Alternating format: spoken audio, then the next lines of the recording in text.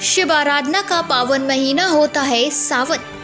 इस पूरे महीने ऐतिहासिक नगरी में दूर दूर जिलों से लोग बाबा गौरीशंकर मंदिर में दर्शन के लिए आते हैं। यूँ तो यह मंदिर काफ़ी पुराना बताया जाता है, लेकिन इसकी भव्यता के प्रमाण कन्नौज के चक्रवर्ती सम्राट हर्षवर्धन के समय से मिलते हैं। मंदिर में विद्यमान बाबा भोलेनाथ का स्वयंभू शिवलिंग है, जिसमें माता पार्वती समेत पूरे परिवार के दर्शन होते हैं। इस शिवलिंग में माता पार्वती के भी समाहित होने की वजह से इस मंदिर को सिद्धपीठ मंदिर कहा जाता है। बताया जाता है कि सम्राट हर्षवर्धन के समय गौरीशंकर मंदिर में पूजा अर्चना के लिए 1000 पुजारियों को रखा गया था।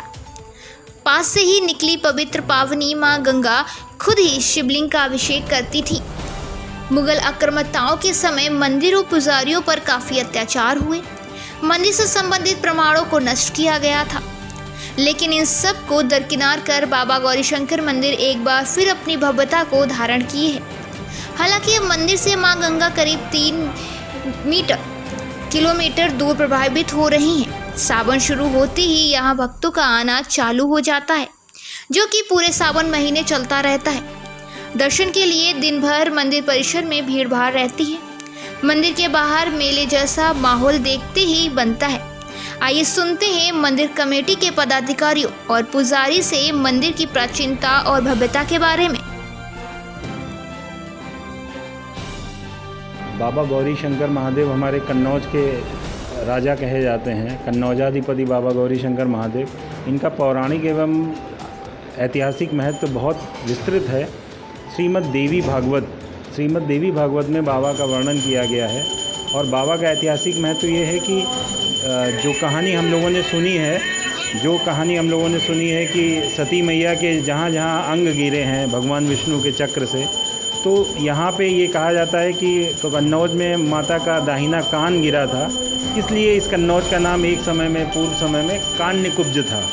और उस समय की महिलाएं यहाँ पे अपनी मनौती पूर्ण करने के लिए यहाँ माता को कुंडल अर्पित करती थी। धीरे धीरे वो प्रथा जब मुग़ल शासन आया तो बंद भी हो गई, और उसके बाद पुनः फिर धीरे धीरे लोगों ने जब से ये महत्व जाना है तो अपना ये प्रथा को प्रारंभ किया है।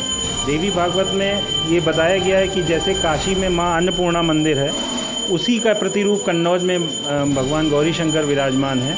और इनका एक सबसे बड़ा ये जो महत्व है, ये स्वयंभू शिवलिंग है और विश्व का एकमात्र स्वयंभू शिवलिंग जिसमें बाबा सपरिवार विराजित हैं।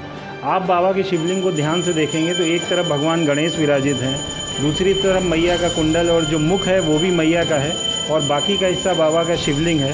तो बाबा सपरिवार इस स्वयंभू शिवलिंग में विराजमान है। और हमारे गौरीशंकर बाबा सम्राट हर्षवर्धन के कुलाधिपति थे।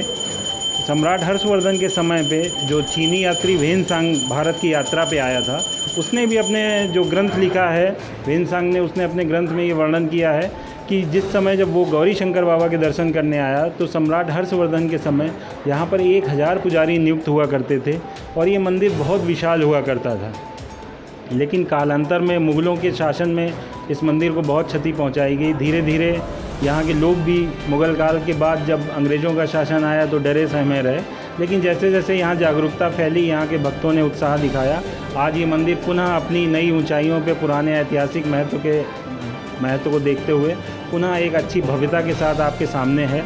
और बाबा गौरीशंकर सभी भक्तों को, आने वाले भक्तों की सारी मुरादें पूरे करते हैं। यहाँ सावन के महीने में बहुत बड़ा पूरे श्रावण मास महोत्सव आयोजित होता है, जिसमें चारों सोमवार को प्रातःकालीन और सायंकालीन भव्य महाआरती होती है, बाबा का श्रृंगार होता है। आसपास के कई जनपदों से बाबा के दरबार में कांवर लेके भक्त आते हैं, लेकिन इस बार कोविड के संक्रमण को देखते हुए सरकार ने चूँकि मनाही कर रखी है और कई से कांवर संघों ने भी अपने आप से गवर्नमेंट को लिख के दिया कि नहीं आएंगे, फिर भी उसके बावजूद भी जिन भक्तों की मनौतियाँ चल रही हैं कि हम 10 साल लेके जाएंगे, हम 20 साल लेके जाएंगे, वो भक्त अपना एक एक करके आएंगे, पूरा कांवर यात्रा लेके नहीं। लेकिन आप ये मानिए कि पूरे श्रावण मास में यहाँ लाखों की मात्रा में भक्त आएंगे, अपने बाबा के दर्शन करेंगे और अपनी मनौतियाँ पूर्ण करके जाएंगे। बाबा सब पे कृपा करते हैं और गौरीशंकर बाबा के प्रति जो भी सच्ची निष्ठा और श्रद्धा रखता है, बाबा उसकी मनोकामनाएं अवश्य पूरी करते हैं। जय बाबा की। सावन में जो है 5 बजे से 12 बजे तक दर्शन चलता है सुबह, और फिर शाम को 4 बजे से 9 बजे तक दर्शन करता है। और दिन में जो है 2 बजे से 4 बजे तक भक्तों द्वारा रुद्राभिषेक होता है बाबा का। और सायं में जो है मंदिर समिति का 9 बजे से 11 बजे तक 2 घंटे रुद्राभिषेक चलता है। हाँ, पूरा मास जो है रुद्राभिषेक चलता है, दोपहर में भी और शाम को भी। किस तरीके की पूजा करने से भक्तों को लाभ मिलता है सावन में? पूजा करने से जो है भगवान का जो है बेलपत्र है, मिष्ठान है, ऋतुफल है, ये जो है सब सामग्रियों को लेकर के भगवान का जो है पूर्ण प्राप्त होता है।